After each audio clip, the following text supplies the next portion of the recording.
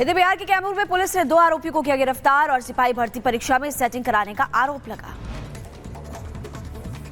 उत्तर प्रदेश की बलिया में पुलिस ने अपराधियों के खिलाफ मुनादी की है, 3 आरोपियों के खिलाफ एक्शन। उत्तर प्रदेश में गाजियाबाद में पुलिस ने बच्चा चोरी करने वाले गिरोह का भंडाफोड़ किया और गैंग ऑफ डिमांड बच्चे की चोरी करते थे। एक बच्चे को करीब 4 लाख रुपए में बेचा करते थे। उत्तर प्रदेश के गोंडा के जिला अस्पताल में मरीज की डॉक्टर और स्टाफ ने पिटाई कर डाली, लोहे की रॉड और डंडों से मारपीट। उत्तर प्रदेश के अंबेडकर नगर में ड्यूटी में तैनात पुलिसकर्मियों का वीडियो बनाना महंगा पड़ गया और पुलिस अधीक्षक ने कार्रवाई की, यहां पर आदेश दिए।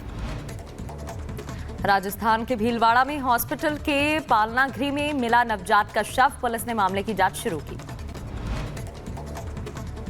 यूपी के मुजफ्फरनगर में शिक्षकों की लापरवाही सामने आई, स्कूल में बंद मासूम को परिजनों ने छुड़ाया। उत्तर प्रदेश के संभल में युवक ने फांसी लगाकर खुदकुशी की, आत्महत्या से पहले हाथ पर सुसाइड नोट लिखा। बनर सिंह हत्याकांड में मुख्य शूटर पंकज यादव का मथुरा में एनकाउंटर, पंकज यादव पर 36 मामले दर्ज।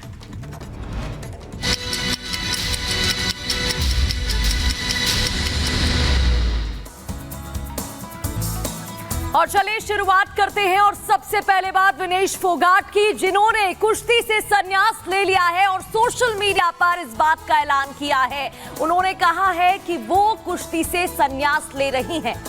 नहीं, बड़ी खबर के तौर पर आपको बता रहे, कल आपने देखा कि डिस्क्वालीफाई हुई, 100 ग्राम वेट उनका ज्यादा था, 50 किलोग्राम के फर्क में वो खेलती थी, लेकिन अब आपको बता रहे हैं कि वो अस्पताल में भर्ती भी थी। उसके बाद अब आपको ये भी बता रहे हैं कि विनेश फोगाट ने कुश्ती से संन्यास ले लिया।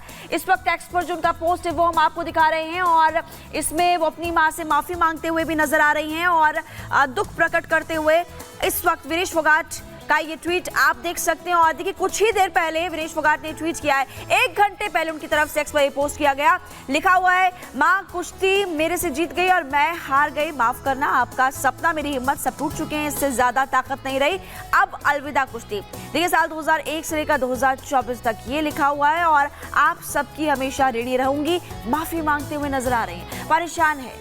और देखिए, सबसे बड़ी बात की गोल्ड की उम्मीद थी, दिन भर लोगों ने इंतजार किया क्योंकि देर शाम को मैच था, लेकिन उसके बाद जैसे ही पता चलता है कि डिस्क्वालीफाई हो चुके विनेश फोगाट तो सभी लोगों का दिल टूट गया और सोशल मीडिया पर विनेश ने ऐलान किया।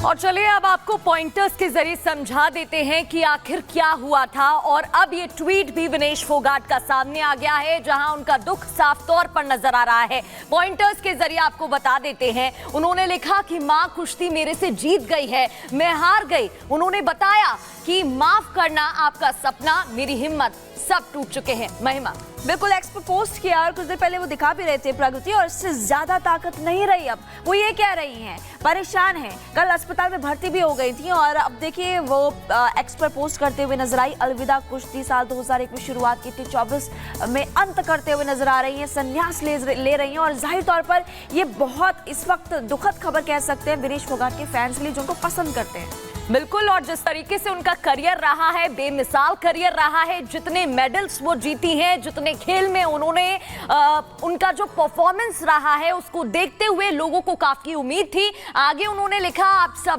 सबकी हमेशा ऋणी रहूंगी, और माफी भी उन्होंने मांगी है। तो ये बड़ी खबर सामने आ रही है, जहां उन्होंने संन्यास का ऐलान कर दिया है। आपको बता देते हैं कि कैसे सिल्वर तक वो पहुंच गई थी, फाइनल के लिए क्वालिफाई हो गई थी, लेकिन बीच में ही डिस्क्वालीफाई की खबर सामने आ जाती है। बिल्कुल, और ऐसे में देखिए सभी लोग इस वक्त दुख का परेशान है काफी ज्यादा, और उनके परिवार वाले भी क्या कुछ कह रहे थे वो आपको बताएंगे, लेकिन पहले आप इस रिपोर्ट को देख लीजिए।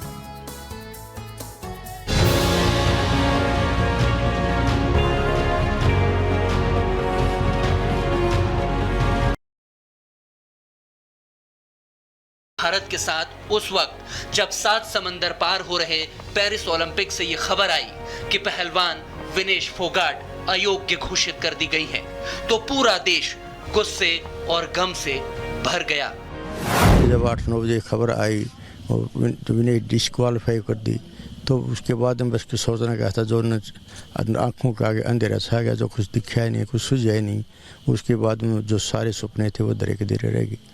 मैं नहीं, मेरे सारे भारतवासी जो कई साल से 3 ओलंपिक में जो इसका गवर्नमेंट देखना चाहते हैं उसके सपने साकार होने थे, और उन सबको बड़ा दुख हुआ जो 140 करोड़ भारतवासियों को, सभी को। सोचिए सिर्फ 100 ग्राम वजन ने कैसे 140 करोड़ हिंदुस्तानियों का सपना तोड़ दिया। गोल्ड मेडल के फाइनल मैच में उतरने से पहले ही विनेश ओलंपिक से डिस्क्वालीफाई हो गई, लेकिन सेमीफाइनल जीतकर उन्होंने मंगलवार रात को सिल्वर मेडल पक्का कर लिया था। मगर बुधवार के दिन पूरे देश को इस खबर ने चौंका दिया कि विनेश को अब मेडल नहीं मिलेगा, क्योंकि वो ओवरवेट है। यानी रेसलिंग के जिस 50 किलोग्राम कैटेगरी में विनेश खेल रही थी, उससे सिर्फ 100 ग्राम वजन ज्यादा निकला, यानी 50 किलो 100 ग्राम, और गोल्डन गर्ल का एक बड़ा सपना टूट गया, जबकि वजन कम करने की हर कोशिशें की गई थी। Typically, you require some amount of time for that, but unfortunately we didn't have too much time. We had just 12 hours. So the whole night, the entire team, went ahead with this whole process of trying to reduce her weight, putting her in a steam and sauna, making her exercise, and whatever was medically possible, we tried our best to try and get that weight down. वो रात भर सोई नहीं, फिर भी बस थोड़ी सी कमी ने दिल तोड़ दिया। In yesterday night, our support staff, her support staff and our support staff all are with her to reduce the from weight from increase to 2.7 to 50 kg. तमाम कोशिशों के बाद भी जब सफलता नहीं मिली और विनेश को लेकर ये खबर आई तो हर कोई चौंक गया। राष्ट्रपति से लेकर प्रधानमंत्री, गृह मंत्री और तमाम मंत्रियों से लेकर नेताओं ने सपोर्ट किया। सोशल मीडिया पर पूरा देश विनेश के साथ खड़ा हो गया और देश को गौरव देने वाली बेटी का हौसला बढ़ाने लगा। पीएम मोदी ने कहा कि विनेश, आप चैंपियंस की चैंपियन हो, लेकिन 140 करोड़ लोगों के सपनों के चकनाचूर होने वाले इस बुरे वक्त में भी मुट्ठी भर सियासतदान अपनी सियासत खोज रहे हैं।